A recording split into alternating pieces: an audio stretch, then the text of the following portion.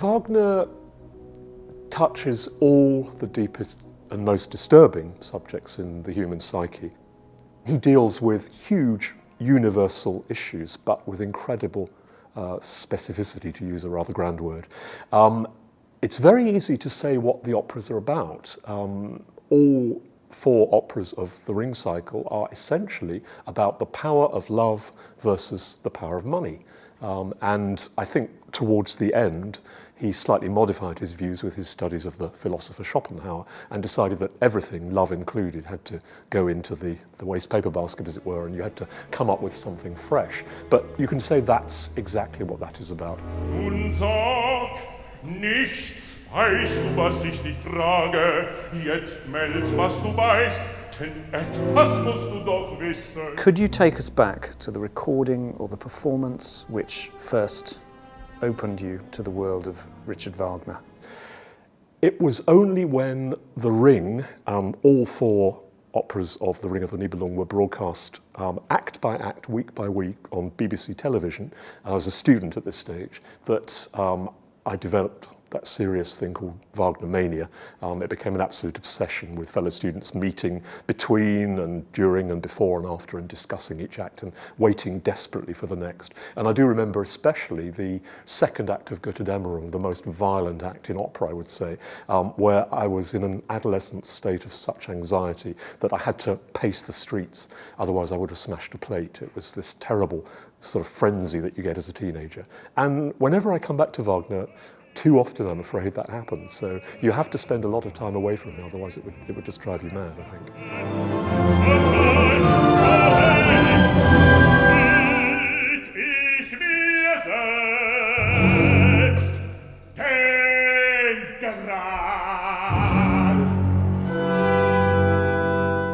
In what way does Parsifal and its motifs and themes build on the previous operas of Wagner?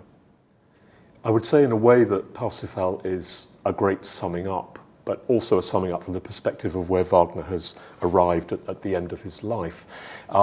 It has the most correspondence, I would say, with the very early Wagner opera, Tannhäuser, which has a rather simplistic division between love as sensuality and love as something spiritual, very clearly encapsulated in the two women of that opera, in the holy Elizabeth, Saint Elizabeth, and Venus and her erotic realm under the ground. And it seems that Wagner in that opera comes down pretty heavily on the side of sanctity, in other words, sanctity good, sensuality bad.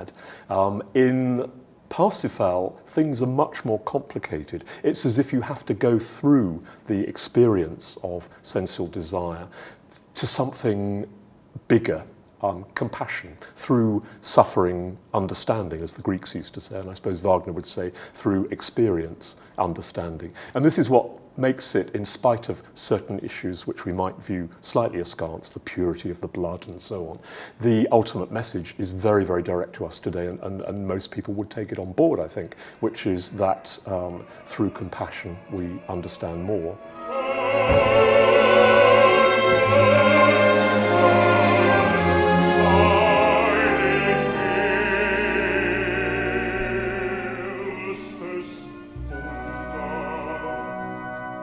Why is it so difficult to stage Parsifal?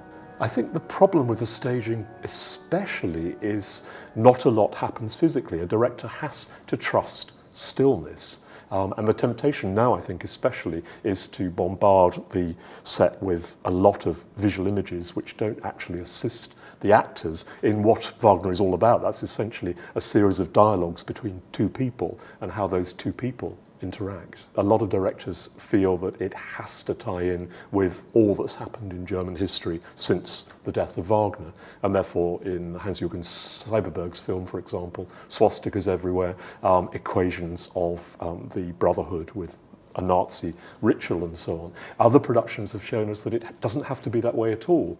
Find me an instance where you can specifically say this links to Wagner's virulent anti-Semitism as expressed in his essays, for example. In Parsifal, you do have the question of the purity of the blood, which is not always easy to sidestep. But again, that is an issue that can be bound into the search for truth, the search for compassion, the search for good versus evil. So I think that any sensitive director will not overload that particular aspect and will integrate it into the picture of the whole.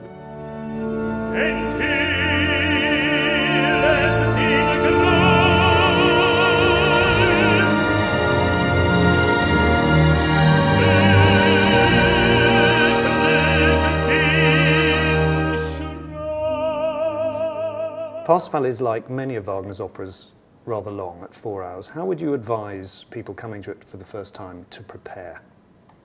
It's fascinating, particularly the case of Parsifal, because it begins extremely slowly, and the first act is, for the most part, extremely slow. You get a lot of action and sensational events in the second, and then, of course, in the third, you once again go back to the measured, slow pace.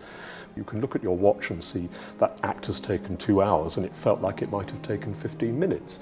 But it depends very much on the way the performance draws you in. I mean, I would say personally, having studied transcendental meditation, where you do put yourself in a state of receptivity, that is a very good way of preparing to go into the world of Parsifal. Qigong, of course, also very valuable in terms of relaxation and meditation and imaging.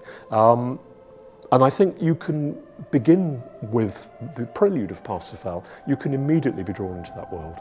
It casts its own special magic, and it throws away all the rules of every opera that's ever been written before it.